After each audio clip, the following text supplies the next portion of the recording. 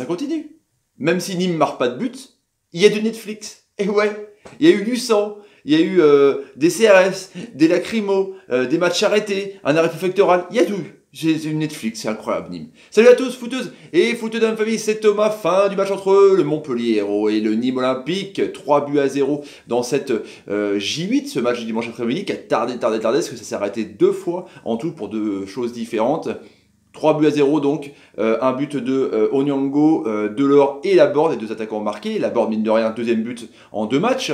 Montpellier qui rompt un peu, il restait sur 9 matchs sans victoire à la Mosson. Là, il tape Nice et il tape Nîmes dans un derby de malade du Languedoc. Truc de fou. Les Montpelliérains, du coup, qui reprennent la 2e place aux Stéphanois, ils sont 2e dauphin du Paris Saint-Germain, en attendant le match évidemment de l'OM et de Lille ce soir, à suivre sur la chaîne pour le débrief à 23h évidemment, et les Nîmois qui sont 14e avec 9 points, donc voilà, les Nîmois qui sont sur 2 points en 9 matchs avec donc Guingamp, Monaco, et là donc défaite.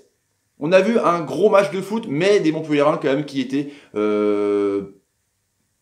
plus motivés, plus présents dans les duels, une grosse intensité. Franchement, il m'a impressionné de ouf avec le 3-4-3, avec Lecomte, Mendes, Congré et Cosa. Dans l'axe, c'était Skiri qui a été très très bon, le Talek, des fois qui est plutôt dans l'axe central, mais là il était au milieu de terrain, Onyango qui était très bon, Aguilar.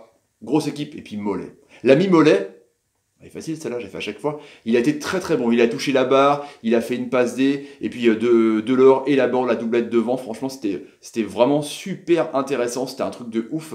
Et puis du côté de Blackard, c'était le 4-4-2 à plat, qui a été vraiment gêné par ce bloc, avec Bernardoni, Mawassa, l'ancien Rennais, donc qui retrouve son poste de prédilection parce qu'il était plus ailier quand il était à Rennes. Là, il est latéral. Liboï, Briançon, qui a été victime un peu de la variole dans ses arrêts de jeu de fou à la couche. Diallo, victime aussi d'un CSC, enfin d'un CSC, d'une passe décisive pour l'ami Onyango.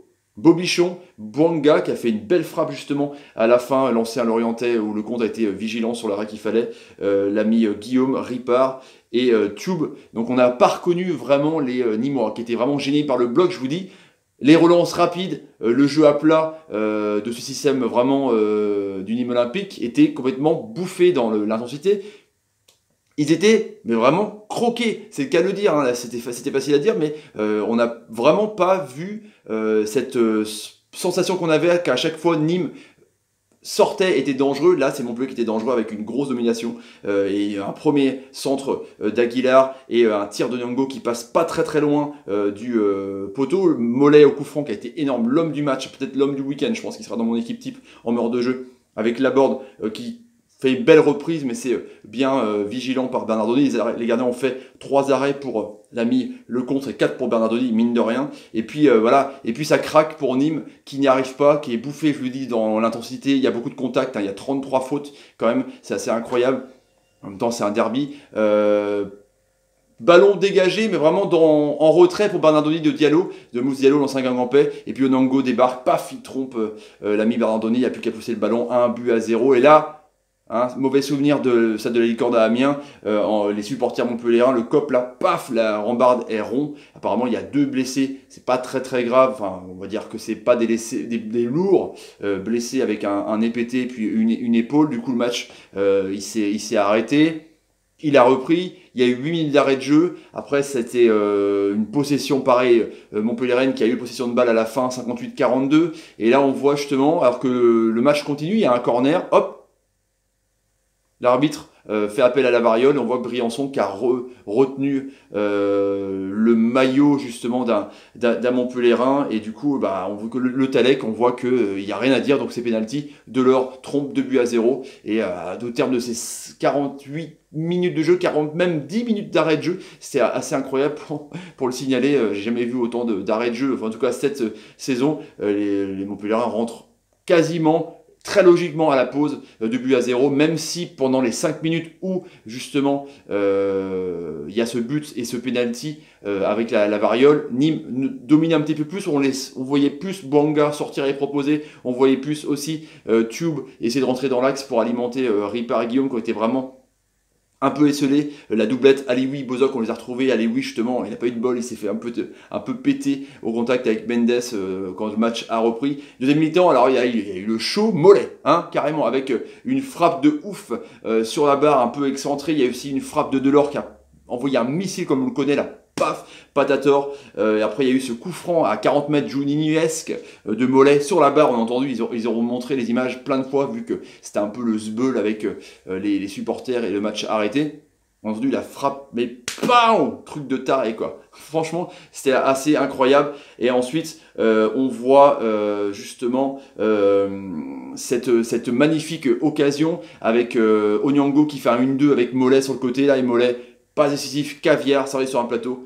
C'est ici le but. Et bim, la board trompe, donc deuxième but pour lui dans la semaine, 3-0. Et là, le match est arrêté.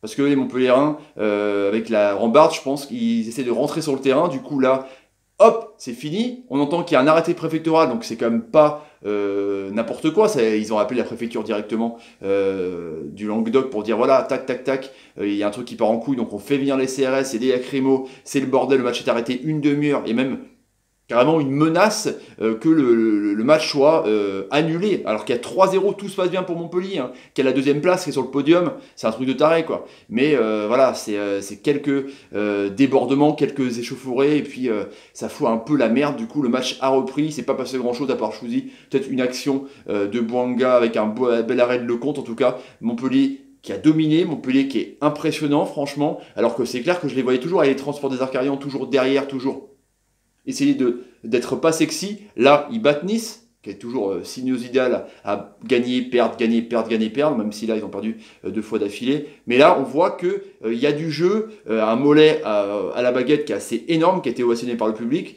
une doublette d'attaquant qui est quand même franchement du lourd. Hein. Bordeaux, ils auraient dû peut-être le garder. Même pas beaucoup de passes, hein, 425 passes contre 300 passes. C'est une équipe de possession, en tout cas ce soir, mais ça dédouble pas beaucoup, hein, ça joue beaucoup sur les ailiers justement. Aguilar qui monte, Skiri au milieu de terrain, franchement c'est la plaque tournante, il y a une bonne osmose aussi derrière, en l'absence d'Hilton, et puis je vous dis, à l'attaque c'est quand même assez puissant, hein, avec Delors qui est quand même un bon joueur, Laborde, voilà, qui avec de la confiance peut venir aussi claquer 10 buts dans la saison, en tout cas c'était un beau derby, hormis tous ces échauffourées évidemment, 18 tirs, 11 tirs pour les Nîmois, qu'on fait que 3 tirs cadrés. Le premier tir cadré, c'était une frappe à 30 minutes justement de Mawassa, qui était passé à côté, où le compte était vraiment vigilant. En tout cas, vous voyez que Nîmes a été bouffé, mais je me dis que, est-ce que Nîmes justement, qui a rencontré Marseille, qui a rencontré Monaco, qui a rencontré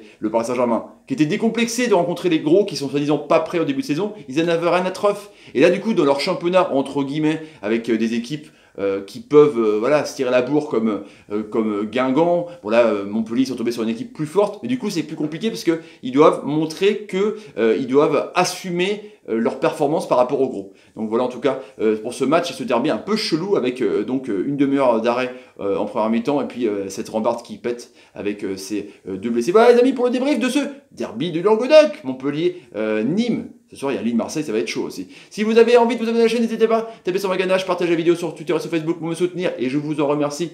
13 300 abonnés bientôt, c'est grâce à vous. Franchement, vous êtes des génies. Mettez des commentaires sur les prestations montpelliéraines et nîmoises, et même sur ces débordements, hein, c'est intéressant de converser avec vous.